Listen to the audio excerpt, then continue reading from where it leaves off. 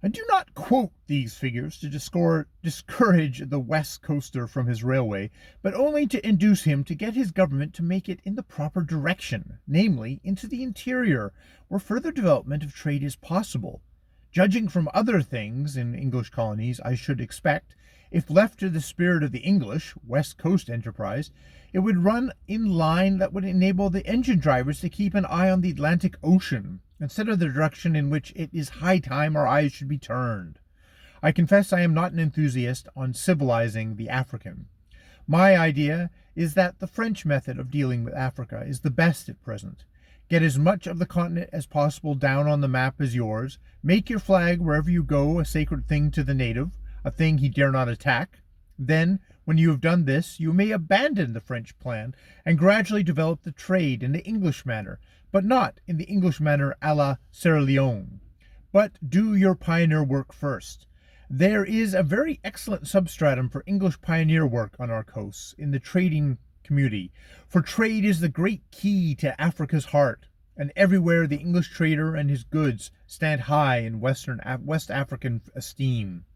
This pioneer work must be undertaken or subsidized by the government as it has been in the French possessions, for the West Coast does not offer those inducements to the ordinary traveler that, let us say, East Africa, with its magnificent herds of big game, or the northern frontier of India, with its mountains and its interesting forms, relics, and monuments of a high culture offer. Travel in West Africa is very hard work, very unhealthy. There are many men who would not hesitate for a moment to go there, were the dangers of the native savagery the chief drawback, but they hesitate before a trip which means, in all probability, month after month of tramping through wet, gloomy forests, with a swamp here and there for a change, and which will, the chances are, 100 to 1, end in their dying ignominiously of fever in some wretched, squalid village. Reckless expenditures of money in attempts to open up the country is to be depreciated, for this hampers its future terribly, even if attended with partial success, the mortgage being too heavy for the estate, as the Congo Free State finances show, and if it is attended with failure, it discourages further efforts. What we want at present in West Africa are 3 or 4 Bingers and Zingraffs to extend our possessions northwards, eastwards, and southeastwards until they command the interior trade routes. And there is no reason that these men should enter from the west coast, getting themselves killed or half killed with fever before they reach their work. Uganda, if half one hears of it is true, would be a very suitable base for them to start from, and then traveling west they might come down to the present limit of our western coast possessions. This belt of territory across the continent would give us control of, and place us in best touch with, the whole of the interior trade. A belt from north to south in Africa, thanks to our suppleness and folly, we can now never have. I will now briefly deal with the second subdivision. I spoke of some pages back, the possibility of introducing new trade exports by means of cultivating plantations. The soil of West Africa is extremely rich in places, but by no means so in all, for vast tracts of it are mangrove swamps, and other vast tracts of it are miserably poor, sour, sandy clay. It is impossible in the space at my disposal to enter into a full description of the localities where these unprofitable districts occur, but you will find them here and there all along the coast after leaving Sierra Leone. The sour clay seems to be new soil recently promoted into the mainland from dried up mangrove swamps, and a good rough rule is, do not start a plantation on soil that is not growing hardwood forest. Considerable areas on the Gold Coast, even though the soil is good, are now useless for cultivation on account of their having been deforested by the natives' wasteful way of making their farms, coupled with the Harmattan and long dry season. The regions of richest soil are not in our possession, but in those of Germany, France, Spain, and Portugal, namely the Cameroons and its volcanic islands series, Fernando Po, Principe, and San Tome. The rich volcanic earths of these places will enable them to compete in the manner of plantations with any part of the known world.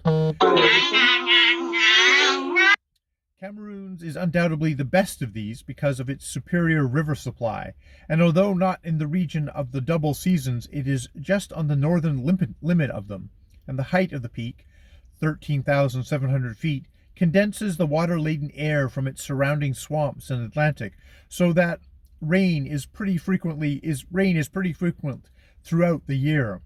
When within the regions of the double seasons, just south of the Cameroons, you have a waterfall no heavier than that of the rivers, yet better distributed, an essential point for the prosperity of such plantations as those of tea and tobacco, which require showers once a month.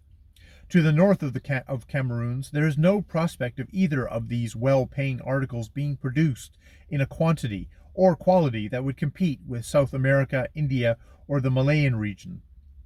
They will have to depend in the matter of plantations on coffee and cacao. Below Cameroons, Congo Francais possesses the richest soil and an excellent arranged climate. The lower Congo soil is bad and poor close to the river. Kakongo, the bit of Portuguese territory to the north of the Congo banks, and that part of Angola as far as the river Bingo, are pretty much the same make of forest as Congo Francais, only less heavily forested. The whole of Angola is an immensely rich region, save just round Luanda, where land is sandlogged for about 50 square miles, and those regions to the extreme south and southeast, which are in the Kalahari Desert regions.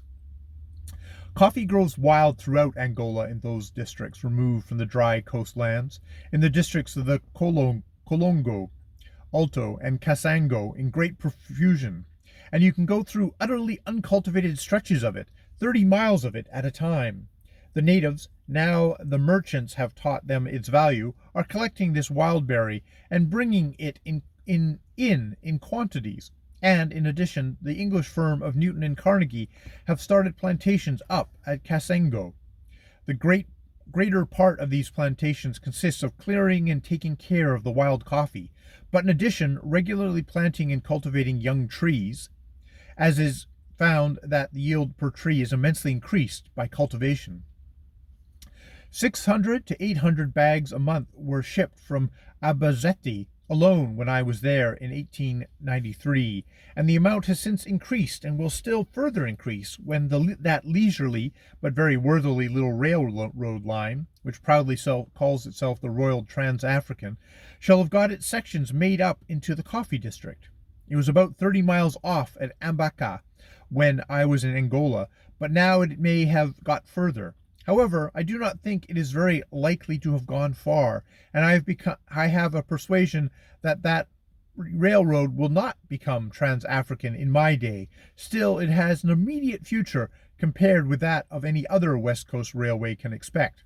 For besides the coffee, Angola is rich in malachite and gum of high quality, and its superior government will attract the rubber from the Kasangi regions of the Congo Free State. In our own possession, the making of plantations is being carried out with much energy by Messrs. Miller Brothers on the Gold Coast, by several private capitalists, including Mr. A. L. Jones of Liverpool at Lagos, by the Royal Niger Company in their territory, and by several heads of agents in the Niger Coast Protectorate.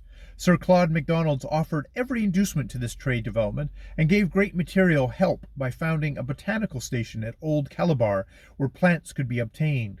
He did his utmost to try and get the natives to embark on plantation making, ably seconded by Mr. Billington, the botanist in charge of the botanical station, who wrote an essay in Afiki on coffee growing and cultivation at large for their special help and guidance.